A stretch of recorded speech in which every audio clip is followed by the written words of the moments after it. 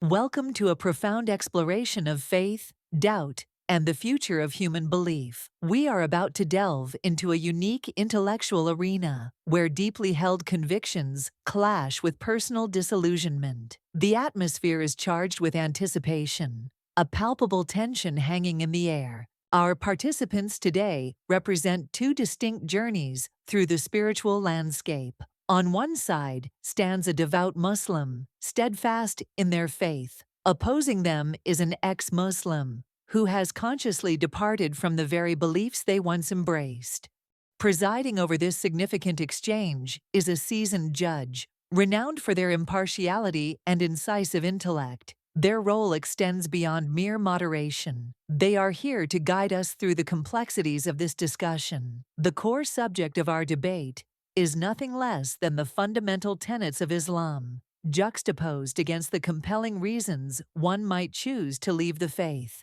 The devout Muslim begins with a passionate and articulate advocacy for Islam. They speak of its inherent beauty and undeniable truth, presenting it not merely as a religion, but as a complete way of life. Their voice resonates with conviction, reflecting a deep personal connection to their faith. They highlight Islam's comprehensive moral code, emphasizing its principles of justice, compassion, and charity. This framework, they argue, provides clear guidance for every aspect of human existence, fostering a society built on ethical foundations. The importance of community within Islam is a central theme, described as a global brotherhood and sisterhood united by shared values and purpose. This collective identity offers profound support and belonging to its adherents.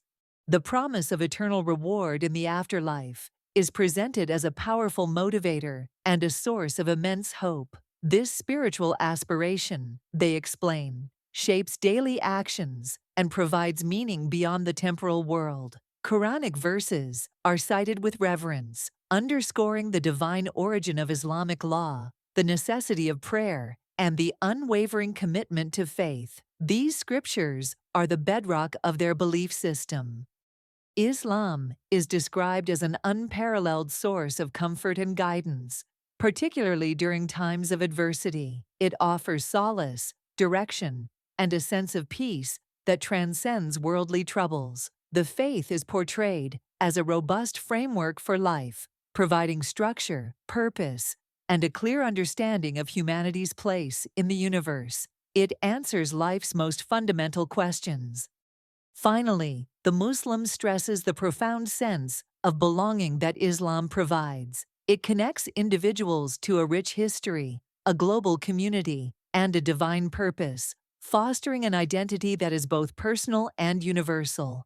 This connection, they assert, is a fundamental human need fulfilled by their faith. The ex-Muslim then presents their narrative, a deeply personal account of disillusionment and intellectual struggle. Their journey away from faith is described as a gradual process, born from introspection and critical examination. They recount specific personal experiences that led them to question the very foundations of their upbringing. These moments, often painful, chipped away at their previously held beliefs.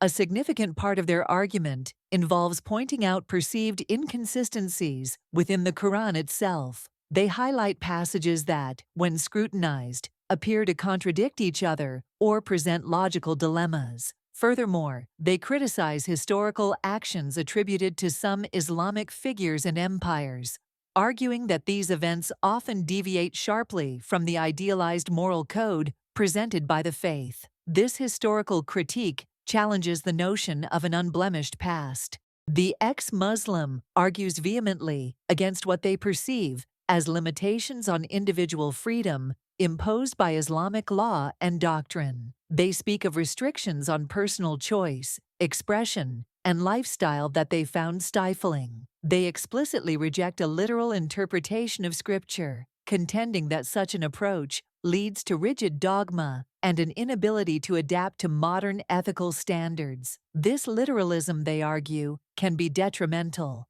A stark warning is issued regarding the potential for intolerance that can arise from rigid religious doctrines. They suggest that an exclusive claim to truth can foster an us versus them mentality, leading to prejudice and conflict. They highlight what they see as the suppression of critical thinking within certain religious environments, where questioning is discouraged and conformity is prioritized over intellectual inquiry. This, they argue, hinders progress.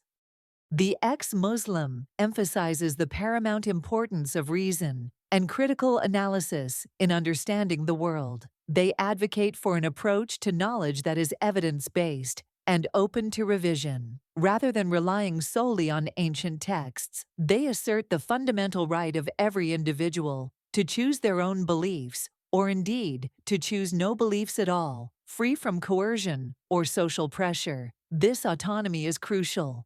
They describe the immense burden of dogma, the weight of prescribed beliefs, and rituals that felt oppressive and unfulfilling. This burden, they explain, stifled their personal growth and authentic self-expression. Finally, they speak of the profound liberation found in questioning and ultimately rejecting faith. This journey, though challenging, led to a sense of intellectual freedom and self-discovery.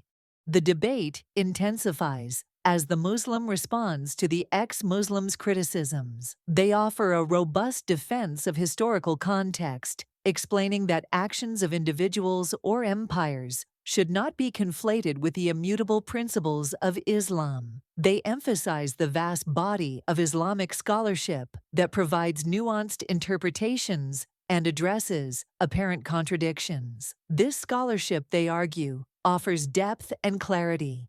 The Muslim then challenges the ex-Muslim's understanding of the faith, suggesting a superficial or incomplete grasp of its complexities. They question the ex-Muslim's motives, implying that personal grievances or external influences might have clouded their judgment. This challenge aims to undermine the credibility of the ex-Muslim's critique. In turn, the ex-Muslim challenges the Muslim's blind faith, arguing that an unquestioning acceptance of doctrine can prevent genuine intellectual and spiritual growth. They contend that true faith should be able to withstand rigorous scrutiny and doubt. The ex-Muslim calls for alternative perspectives to be considered, urging an awareness of the potential harm that can arise from rigid, unquestioned doctrines. They advocate for a broader, more inclusive worldview.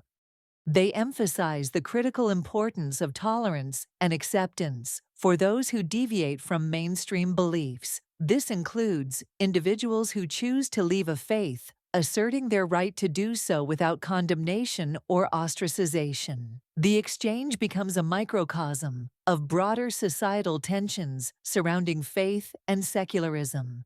After listening intently to both sides, the judge acknowledges the profound validity in both perspectives presented. They recognize the immense positive impact faith can have on individuals and communities, providing meaning, comfort, and moral guidance. Simultaneously, they validate the legitimate concerns of ex-believers, acknowledging the intellectual and personal struggles that lead to questioning and departure from faith.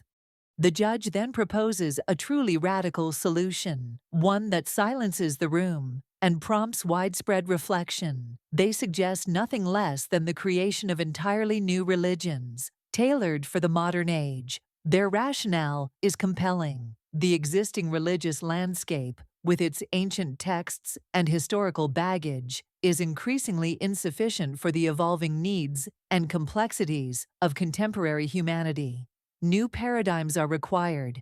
The judge envisions a future where individuals are empowered to craft their own belief systems, drawing inspiration from a multitude of sources. This could include scientific understanding, philosophical insights, ethical principles, and even elements from existing spiritual traditions. The method involves a conscious, deliberate process of customization, where beliefs are tailored precisely to personal values, experiences, and intellectual convictions. This is not about discarding spirituality, but reinventing it. The ultimate goal of this audacious proposal is to foster greater understanding, tolerance, and a genuine personal search for meaning. By moving beyond inherited doctrines, individuals might find more authentic paths to purpose and connection. The audience is left stunned, grappling with the provocative implications of such a profound shift in humanity's approach to belief. The judge's words hang in the air, challenging centuries of tradition and inviting a new era of spiritual innovation.